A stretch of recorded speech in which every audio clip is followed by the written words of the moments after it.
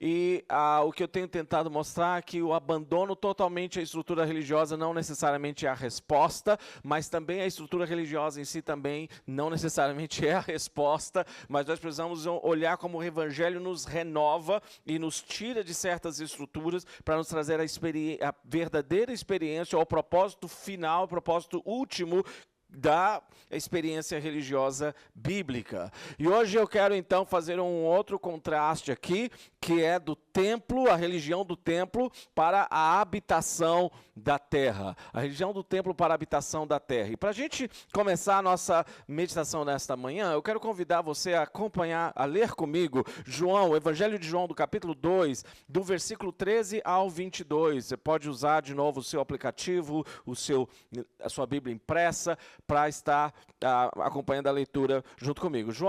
Evangelho de João, no capítulo 2, do versículo 13 ao versículo 22, e o texto diz: era quase época da festa da Páscoa judaica, de modo que Jesus subiu a Jerusalém. No pátio do templo, viu comerciantes que vendiam bois, ovelhas e pombas para os sacrifícios. Também viu negociantes em mesas, trocando dinheiro estrangeiro. Jesus fez um chicote de cordas e expulsou todos do templo. Pôs para fora as ovelhas e os bois, espalhou moedas dos negociantes no chão e virou a mesa. Depois foi até aqueles que vendiam pombas e lhes disse: tirem essas coisas daqui, parem de fazer a casa do meu pai de um mercado. Então os discípulos se lembraram desta profecia das Escrituras: o zelo pela casa de Deus me consumirá. O que vocês estão fazendo? Questionaram os líderes judeus. Que sinal você mostra que pode comprovar que você tem autoridade para fazer isso? Pois bem, respondeu Jesus, destruam esse templo e em 3 dias eu o levantarei. Eles disseram: foram necessários 46 anos para construir esse templo e você reconstruirá em 3 dias? Mas quando Jesus disse esse templo, estava se referindo ao seu próprio corpo. Depois que ele ressuscitou dos mortos, seus discípulos se lembraram do que ele tinha dito e creram nas Escrituras e em suas palavras. Pai, eu quero te pedir mais uma vez direção, orientação sobre a tua palavra, esta manhã, e fala aos nossos corações e mentes também, ó Deus, no nome de Jesus. Amém.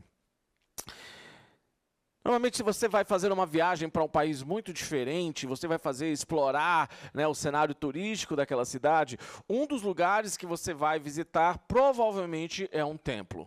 Todas as sociedades, cidades, você vai encontrar algum tipo de templo lá que tem a ver e que esse templo ele vai acabar influenciando a cultura, os ritmos, as tradições, a ética, a moral e muitas vezes até a própria culinária daquela região pode ser influenciada pela experiência do templo. Todas as culturas, todas as sociedades têm templo, e eu já falei aqui, e daqui a pouco eu vou voltar um pouquinho mais nisso, porque mesmo as sociedades seculares que se afastaram dos templos históricos religiosos, continuam criando seus próprios templos. Mas para a gente entender aqui a visão, o que a Bíblia tem a nos dizer sobre essa questão do templo, e como nós vivemos a espiritualidade, como nós vivemos o Evangelho dos nossos dias, a gente precisa dar uma passada rápida pelas Escrituras, e eu não posso falar sobre a estrutura religiosa, sobre o pensamento do Evangelho se contrapondo à religião, sem estar fazendo essa visita, né, pelo menos rapidamente, pela narrativa bíblica, pela história bíblica. E é isso que a gente tem tentado fazer nos diferentes temas. Mas quando nós voltamos para o Antigo Testamento e a revelação começa com Gênesis 1 e 2, você vai percebendo Deus se revelando em relação a toda a sua criação e Deus descendo para se encontrar com Adão e Eva. E você lembra, eu já falei aqui sobre isso, se você não lembrar, eu vou te relembrar agora, que na literatura bíblica, dentro da narrativa de Gênesis, ele é escrito dentro de um contexto onde o povo de Israel estava no Egito, e ele é tirado do Egito, e eles estavam ali escravos por mais de 300 anos no Egito, e durante aquele tempo que eles estavam ali, eles estão saindo para o deserto, eles estão numa cultura de templos, numa cultura de pirâmides, numa cultura de muitos símbolos religiosos. E os símbolos religiosos, os templos e as expressões religiosas, elas definem a nossa identidade como indivíduos e definem a identidade social, nossa identidade como povo também. Então Deus, quando Ele vai falar com Moisés e que Ele vai transmitir as leis para o povo de Israel, Ele não apenas está redefinindo a ética e a moral, mas antes disso, Ele está ajudando eles a entenderem a sua própria identidade, quem vocês são. Então, na cultura daquela época, todos os lugares, a ideia de Deus, ele está no templo, ele se encontra em um templo, e a imagem de Deus está nesse templo. Mas na narrativa bíblica de Gênesis, o templo de Deus é a própria terra. E a imagem de Deus do templo é o homem, é a mulher, é o ser humano, porque nós fomos criados à imagem e semelhança de Deus. E Deus, então, ele desce na terra, que é o seu templo, para se encontrar com a sua imagem, que é o homem e a mulher, e ele se encontra com eles e conversa com eles todos os dias. Essa é a experiência do Éden, Gênesis 1 e Gênesis capítulo 2. Mas à medida do tempo que o homem se afasta de Deus, onde o homem dá as costas para a experiência de Deus, agora o homem começa a construir Deus, e a maneira que Deus começa a construir sua experiência com o divino, sua experiência de transcendência, sua experiência para além de si, para encontrar algum rumo, alguma bússola, alguma direção, é construindo templos.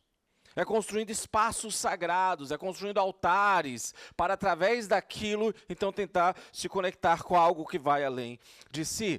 Voltando para o povo de Israel, quando eles saem do Egito, agora eles estão dentro desse paradigma de um Deus que eles estão ouvindo, é o Deus de Abraão, de Isaac e de Jacó, que se revela, mas não a partir mais de estar convivendo com eles na terra, mas Deus, ele se revela em montes.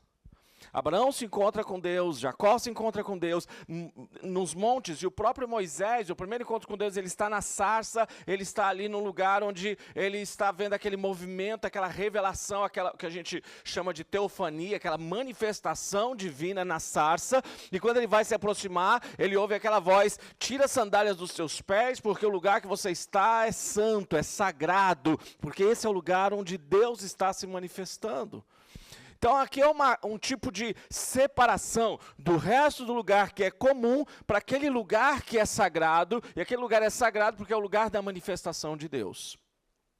Quando o povo está no deserto, então Moisés sobe no Monte Sinai. Mais uma vez, Monte Sinai, ele é esse monte sagrado, monte santo, onde ninguém pode se aproximar, porque ali só pode aproximar alguém que foi escolhido por Deus para receber a revelação divina, para assim guiar a comunidade, guiar o povo. Agora, Deus toma uma providência no Sinai. Deus não só dá as leis para Moisés, mas Deus também fala com Moisés e diz: você vai construir um tabernáculo. E esse tabernáculo ia ser construído nas medidas e da forma que Deus diz que Moisés deveria construir. E qual era o propósito do tabernáculo? O tabernáculo não é construído por uma necessidade de Deus de ser adorado. O tabernáculo, ele é construído pela necessidade do povo de ter uma referência divina dentro da sua experiência comunitária como povo, mas o povo não estava preparado para se aproximar de Deus. Então ele precisava de um intermediário, ele precisava de maneiras de se aproximar de Deus, mas de forma intermediária. O tabernáculo, ele é um tipo da rodinha da bicicleta, que você precisa ter até você aprender a andar de bicicleta, porque senão você não consegue se equilibrar e você lida com medo de cair. Então a religião do tabernáculo, o tabernáculo passa a ser ali o lugar do encontro, o lugar da presença, o lugar ali do chamar, a presença de Deus. E o objetivo do tabernáculo era, primeiro, dar maneiras para que o povo pudesse ter a referência de que Deus está no nosso meio, mas também ser um sinal para os outros povos de que o Deus, Criador dos céus e da terra, estava presente no meio da comunidade de Israel. E ele faz isso vista através de símbolos, através de imagens, através de figuras, através de objetos que são chamados objetos sagrados. O tabernáculo ele é sagrado, os objetos são sagrados, e todas essas coisas tinham uma importância muito grande, porque trazia essa reverência da presença de Deus no meio daquela comunidade, no meio daquele povo. E como eu disse, todas as culturas e religiões operam a partir de uma lógica de templo. O hinduísmo, o shintoísmo, o budismo, o islã, enfim, tem os seus templos. E o templo determina como é que eu me relaciono com Deus, mas não só isso, o templo determina o nosso lugar como indivíduos, como seres humanos. Em algumas culturas, pessoas podem ser sacrificadas ou podiam ser sacrificadas dentro de templos. Em algumas outras culturas, pessoas eram prostituídas por causa dos rituais do templo. E isso acabava, de uma certa forma, criando um tipo de estrutura social nas relações comunitárias fora do templo. No caso do povo de Israel, eles estavam o tempo inteiro convivendo com esse contraste